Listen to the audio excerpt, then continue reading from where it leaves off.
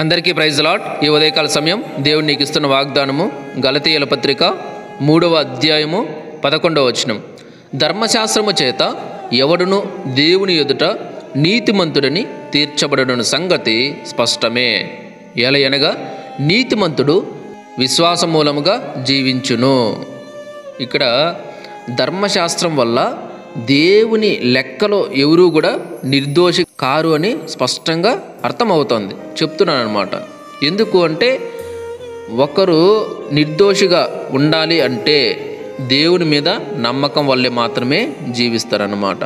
నీతిమంతుడు అంటే నిర్దోషి అని. ఓకే, కాబట్టి చూడండి, ఇప్పుడు ధర్మశాస్త్రం వల్ల ఎవరైనా నీతిమంతులుగా తీర్చబడతారా అంటే తీర్చబడలేరు. ఎందుకంటే ధర్మశాస్త్రాన్ని అనుసరించి నడవడం కరెక్ట్గా పద్ధతికి ఎవరు ఉండరు. ఎందుకు అంటే అందులో ఉన్న ఆజ్ఞలు పాటించడం చాలా కష్టం అన్నమాట. ఇప్పుడు దేవుని నమ్ముకున్నాం అంతేగాని దేవుని ఆజ్ఞలను పాటిస్తున్నామా? లేదు. అందుకే దేవుడు ఏం చేస్తున్నాడు, ఆజ్ఞలు పాటించడం వీళ్ళకి కష్టము, ఆజ్ఞలను అనుసరించి నడుచుకోవడం కష్టము. ఒకవేళ ధర్మశాస్త్రం ప్రకారం తీసుకున్నా కూడా వీళ్ళెవరు కూడా నీతిమంతులుగా తీర్చబడరు. అందరూ పాపులుగానే ఇలాగే ఉండిపోవాలి, పాపులుగానే నశించిపోవాల్సి వస్తుంది. కాబట్టి దేవుడు ఆయన ప్రేమతో అందరినీ మార్చుకుంటున్నాడు. ఎందుకు? ఇప్పుడు ధర్మశాస్త్రాన్ని అనుసరించండి, అందులో ఉన్న ఆజ్ఞలు నేను ఇచ్చాను, ఆజ్ఞల్ని బట్టి మీరు నడుచుకున్నారంటే నీతిమంతులుగా మార్చబడతారు. అలాగే మీరు పరలోక రాజ్యాన్ని సొంతం చేసుకుంటారంటే. ఇప్పుడు కాలం ఎలా ఉంది అంటే బైబిల్ తీసి చదవండి అంటే బైబిల్ ఎక్కడుంది అని వెతికే వాళ్ళు ఉన్నారు.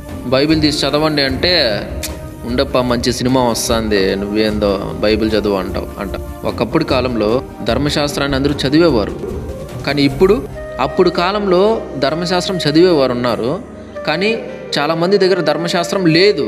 కానీ వాళ్ళు అయ్యో నాకు ఉంటే బాగుండేమో, ధర్మశాస్త్రం నేను చదివితే బాగుండేమో అని ఆలోచించేవాళ్ళు. కానీ ఇప్పుడు అందరి చేతుల్లోనూ బైబిల్ గ్రంథం ఉంది. కానీ బైబిల్ గ్రంథాన్ని తీసి బీరువాలో పెట్టి భద్రంగా లాకర్లో పెడుతున్నారు. అలా అయిపోయిన పరిస్థితులు. కాబట్టి ధర్మశాస్త్రము చేత ఎవరూ కూడా దేవుని ఎదుట నీతిమంతుడని తీర్చబడడు. ఖచ్చితంగా స్పష్టం వాక్యం చెప్తోంది. ధర్మశాస్త్రం చేత ఎవరు కూడా దేవుని ఎదుట నీతిమంతుడని తీర్చబడడు, ఖచ్చితంగా తీర్చబడడు. ఇది గ్యారంటీ. ఎందుకు అంటే నీతిమంతుడు విశ్వాసం మూలంగానే జీవిస్తాడు. ఇప్పుడు నీతిమంతుడు ఎవరైనా ఉన్నారంటే విశ్వాసం మూలంగా మాత్రమే జీవిస్తాడు. అంటే దేవుని విషయంలో, దేవుని నమ్మే విషయంలో విశ్వాసులు ఎవరైనా ఉన్నారంటే దేవుని మీద నమ్మకం వల్ల మాత్రమే జీవిస్తారన్నమాట. ఓకే, చూడండి ఆ వాక్యాన్ని మళ్ళీ గమనించండి. నీతిమంతుడు విశ్వాసం మూలంగా మాత్రమే జీవిస్తాడు. అంటే విశ్వాసం మూలంగా జీవించకపోతే నీతిమంతుడు అవ్వడు. అంతే కదా?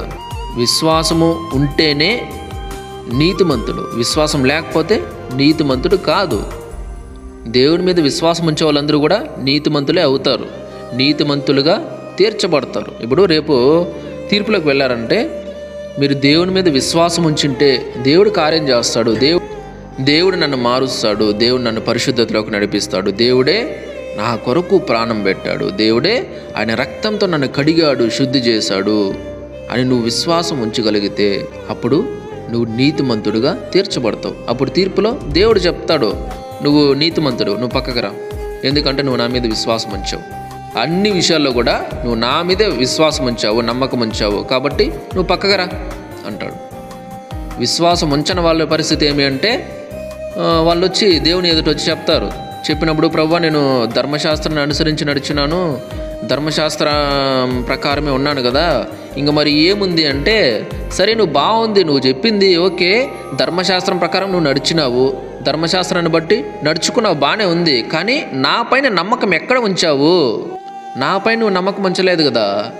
చదవలేదా నువ్వు గలతీ పత్రిక 3వ అధ్యాయం 11వ వచనం చదవలేదా అని అడుగుతాడు ఖచ్చితంగా.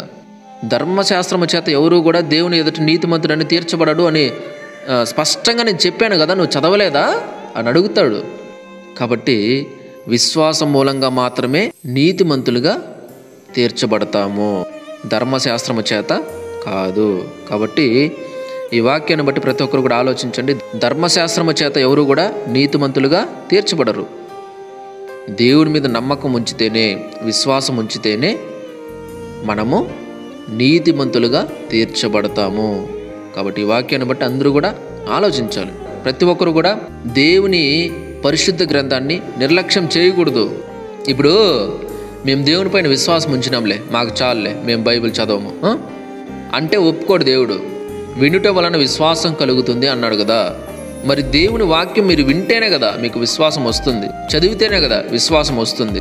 మీరు బైబిల్ చదివేది లేదు, దేవుని వాక్యం వినేది లేదు, విశ్వాసం ఎలా వస్తుంది? ఎట్లా వస్తుంది? దేవుని కూడా మీరు అడుగుతారు, ప్రభు నాకు విశ్వాసం ఇచ్చే అంటారు. ఇస్తాను నాన్న, సరే బాగుంది, ఇదో బైబిల్ గ్రంథం ఎందుకో చదువుకో, నీకు విశ్వాసం వస్తుంది అంటాడు. అప్పుడు లేదులే ప్రభా, నేనేం చదవను, నేనేం చేయను, నాకు విశ్వాసం ఇచ్చేయండి అంటే ఎలా ఇస్తాడు? దేవుడు చెప్పింది మనం చేయాలండి, అంతేగాని దేవునికే మనం చెప్పకూడదు ఇది చేయి ప్రభు, అది చేయి ప్రభు అని. ఆయన సృష్టికర్త, ఆయన మనల్ని సృష్టించాడు, మనం ఆయన్ని సృష్టించలేదు, సృష్టించలేము. Praise the Lord. ఆయన నీతిమంతుడు, యథార్థవంతుడు, మనము పాపులం, పుట్టుకతోనే పాపులం. కాబట్టి దేవుని ఎదుట ఎప్పుడు కూడా ఇలాంటి వేషాలు వేయకూడదు. కాబట్టి ప్రతి ఒక్కరు కూడా ఆలోచిద్దాం, దేవుని పరిశుద్ధ గ్రంథాన్ని నిత్యం కూడా చదువుదాం. చదివి నీతిమంతులుగా తీర్చబడి విశ్వాసంగా జీవించాలి. రండి ప్రార్థన చేసుకుందాం. మహాపరిశుద్ధుడ మహోన్నతుడ సర్వాధికారి స్తోత్రములు తండ్రి. ఈ సమయంలో మరొకసారి మీ కృపను బట్టి నాయన ప్రభా మమ్మల్ని జ్ఞాపకం చేసుకున్నందుకు స్తోత్రం. ఈ వాక్యము ద్వారా నాతో మా తండ్రితో మాట్లాడినందుకు స్తోత్రములు. అవును ప్రభా, ధర్మశాస్త్రము చేత ఎవరూ కూడా మీ ఎదుటనైనా నీతిమంతులుగా తీర్చబడరు. నైనా నీతిమంతుడిగా విశ్వాసం మూలంగా జీవిస్తే మాత్రమే తీర్చబడతారు, నీతిమంతులని తీర్చబడతారు. కాబట్టి దేవా, మేమందరూ నైనా ప్రభా విశ్వాసంగా జీవించలాగున తండ్రి మీ ఎదుట నీతిమంతులుగా తీర్చబడడానికి సహాయం చేయండి. స్తోత్రములు. మాలో అవిశ్వాసము ఉంటే దేవా, మా అవిశ్వాసాలను బాగు చేయండి.